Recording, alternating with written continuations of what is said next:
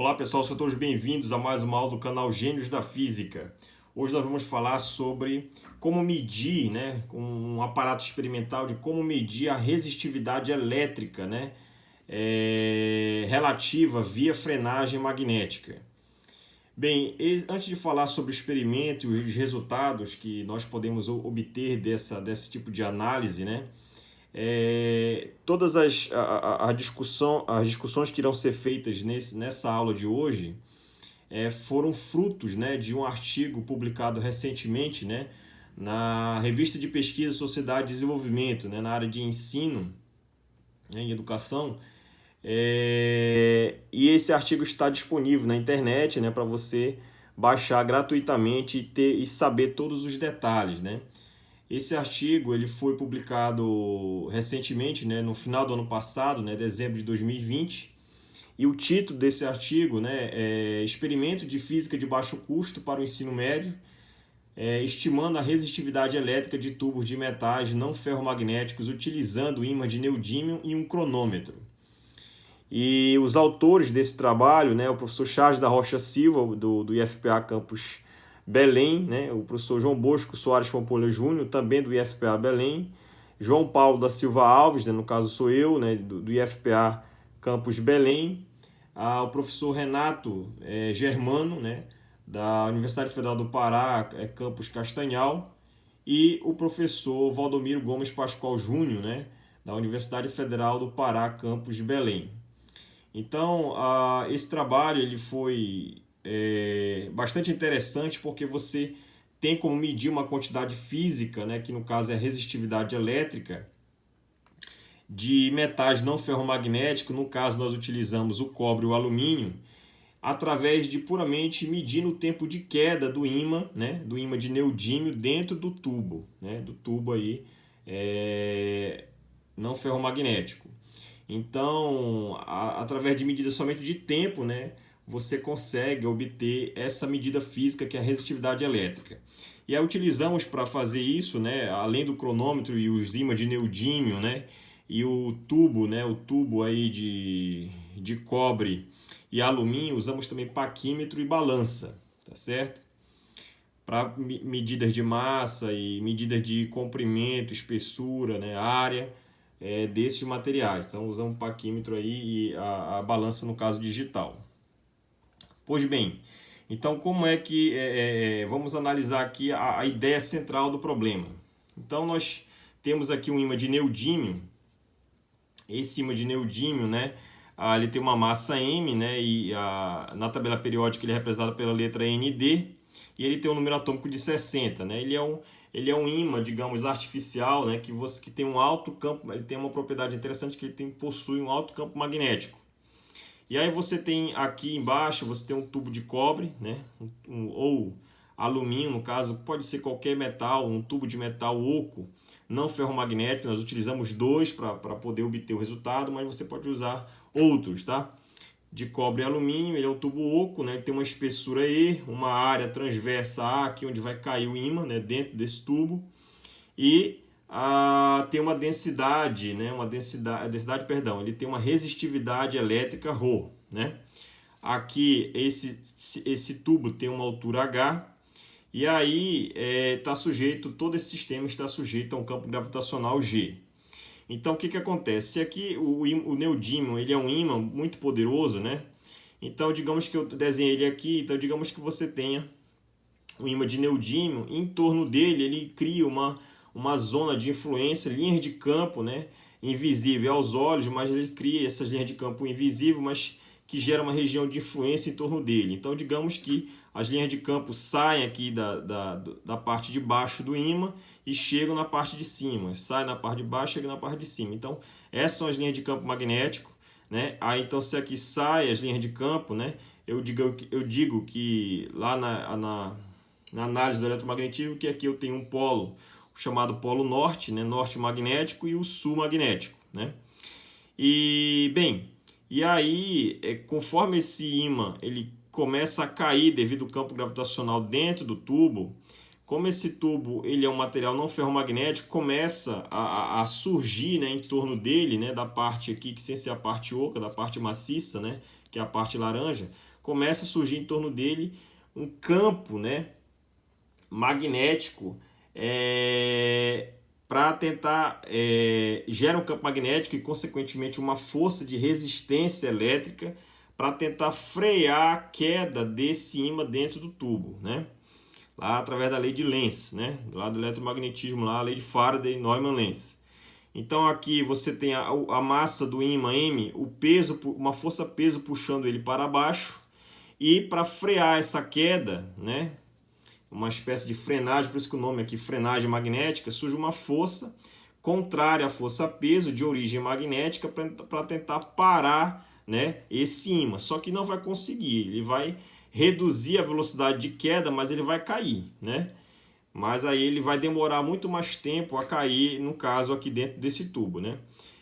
Tem o experimento, o vídeo relacionado com essa análise teórica do artigo. Tem um vídeo no canal, vou disponibilizar aí na descrição desse vídeo, né, dessa aula, o link desse experimento, desse vídeo, colocando, você vai perceber que o ímã de neodímio demora bastante aí, se você colocar dentro do tubo, né, tanto de cobre quanto de alumínio, ele vai demorar um tempo razoável, comparável se você soltasse ele puramente em queda livre, sem ter tubo nenhum, né, da mesma altura H aqui como foi colocado. Então, quando isso ocorre, então quando você tem um ímã caindo dentro do tubo de ferro não magnético, de material não ferromagnético, então vai surgir um campo, né, uma força de resistência para tentar frear esse ímã em queda aqui, esse ímã cilíndrico de neodímio. Então isso é como se você tivesse infinitas espiras aqui em torno desse tubo, né, que essas infinitas espiras passam por ela, né, uma corrente induzida, né, lá pela lei de Faraday-Neumann-Lenz, que gera um campo magnético e consequentemente gera uma força de resistência à queda desse ímã, tá? Tanto o cobre quanto o alumínio, nós utilizamos, né, eles têm 99% de pureza, tá? E, bem, o que nós temos também, né? Então, como são infinitas espiras, né, quando você for fazer análise ao longo da exposição aqui da ideia, o que nós vamos ter? Nós vamos imaginar que essas infinitas espiras, eu posso transformar isso numa única espira equivalente, né, como se fosse uma espira média, uma única espira que representa todo essas infinitas espiras que estão aqui nessa altura, nesse tamanho H aqui do tubo, né? Uma única espira equivalente, e essa espira vai ter uma área A e um comprimento L, tá certo? E em torno dela vai passar uma corrente que, no caso, se aqui é polo norte, ela vai girar aqui no sentido anti-horário, de acordo com a regra da mão direita, para gerar também um campo norte aqui para frear isso aqui, já que polos iguais se repelem, né? Então vai gerar uma força de origem aí magnética para poder frear a queda do objeto. Então, com isso colocado, toda essa ideia inicial, né, para fazer a análise do problema, nós queremos saber o que, né? Qual é a resistividade relativa, né, tanto do material alumínio quanto do cobre. Quanto é que vale esse valor, né? A gente sabe que somente a resistividade, tanto do alumínio quanto do cobre, isoladamente, medida em laboratório, é em torno aí de 10 a menos, se eu não me engano, 10 a menos 8, né, ohm por metro, né? Então esse valor é um valor muito pequeno, né, 10 a menos 8 ohm por metro.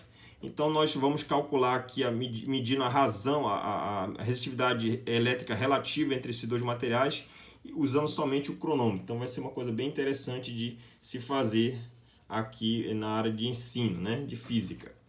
Então vamos lá para a resolução. Como é que você vai fazer isso? Primeiramente você vai usar a primeira lei de Ohm, né, que é V igual a RI, V é a tensão, né, R é a resistência e I a corrente elétrica. A potência dissipada por um resistor do tipo ôhmico, nós sabemos que é I, né, V. E V, se você substituir aqui, é RI, então a potência dissipada é a resistência vezes a corrente elétrica ao quadrado. Bem, além disso, né, nós sabemos que através da lei de Faraday-Neumann-Lenz, que a tensão induzida, né, ela é menos a variação do do fluxo magnético no tempo, tá? Então, o que eu vou fazer? Eu vou pegar, substituir um, né, que é esse resultado aqui, ó. Vou substituir um aqui em 3, tá certo? Quando eu substituir aqui, né, o que eu vou ter aqui basicamente, né, eu vou substituir no lugar do V, RI. Então, eu vou ter aqui, olha, RI, e aí você isola o I. Quando você isolar o I, no caso vai ser uma corrente induzida, você vai pegar esse resultado e substituir aqui na potência dissipada para o resistor ôhmico. Quando você fizer essa análise, você vai encontrar o resultado que é 1 sobre R, variação do fluxo magnético no tempo elevado ao quadrado. Além disso, né, então, o que é a potência? Né? A potência mede a energia, digamos, dissipada por unidade de tempo, né? No caso, que foi gerada, né, aqui dentro do tubo. Então, quando o ímã começa a cair, essas linhas, né, essas espiras, infinitas espiras de corrente elétrica aqui, elas dissipam, né, um valor de energia elétrica aí dado por esse resultado, né? Por outro lado, né, essa energia ela é oriunda de outra fonte, né? E qual seria? Seria a própria potência dissipada durante a queda desse ímã dentro do tubo. Então, se você calcular a potência dissipada, no caso gravitacional, o que é? É o trabalho da força-peso dividido pelo tempo. O trabalho da força-peso é força-peso produto escalar com a distância, que é a altura percorrida pelo ímã dentro do tubo.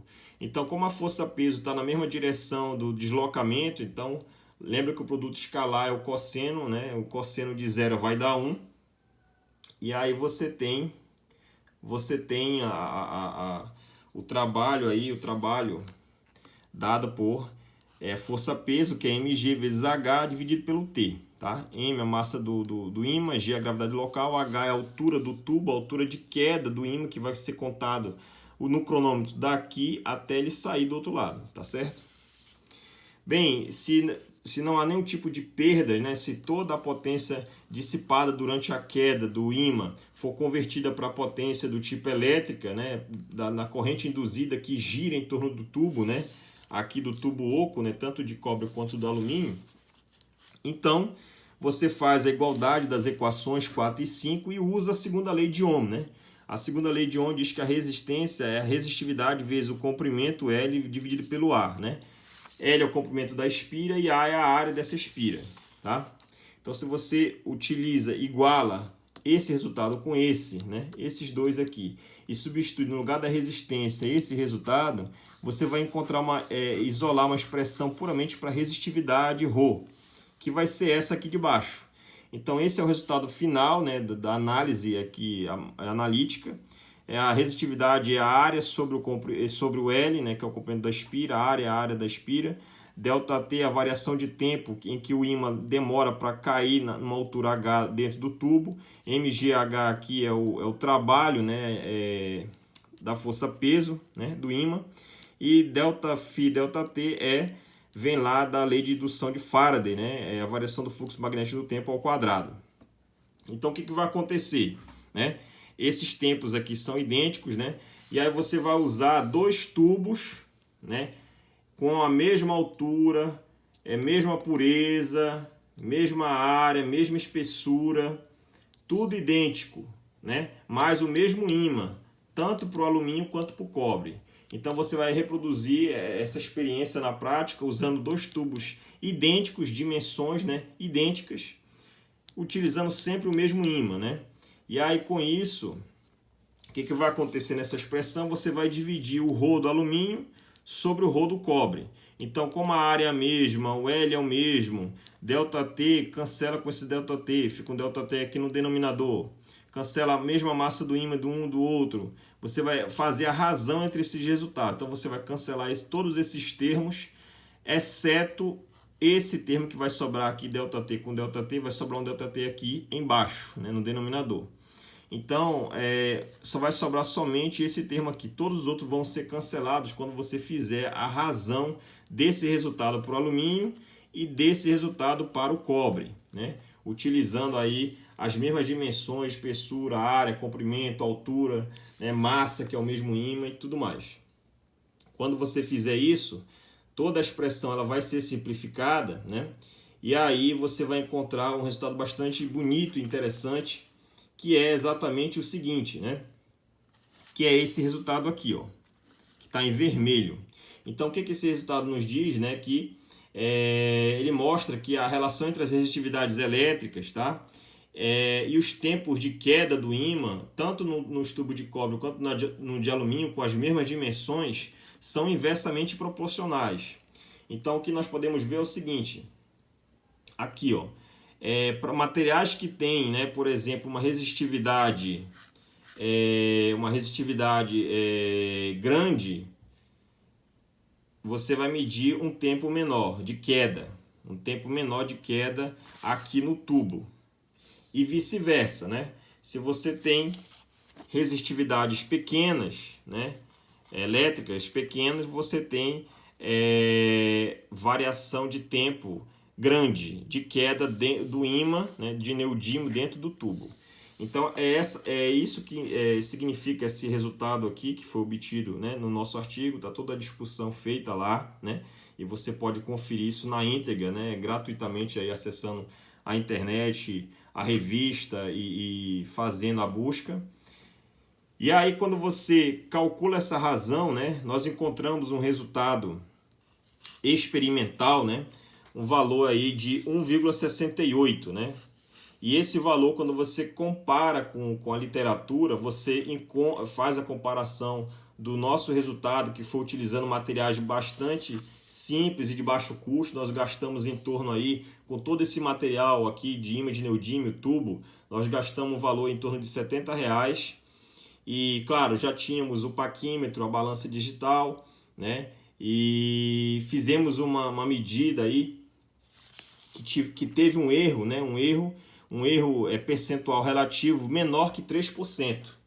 Então, quando nós comparamos o nosso resultado com o resultado da literatura, né, nos livros, nos outros artigos, nós encontramos um valor menor que 3%, que está perfeitamente bom, né, para a proposta que foi feita desse trabalho, né, que foi um trabalho puramente de baixo custo, né, direcionado para o ensino médio, né, que você pode explorar aí conceitos de física 1 e física 3 e obter uma quantidade física bastante interessante, que é a resistividade elétrica de materiais não ferromagnéticos. E aí você utiliza somente basta medir o tempo de queda tanto do cobre quanto do alumínio, que você calcula a densidade, a resistividade elétrica relativa desses dois materiais, né? Só calculando o tempo de queda do ímã de neodímio daqui até ele sair do outro lado, tá certo? Espero que todos tenham gostado. Até mais e bons estudos!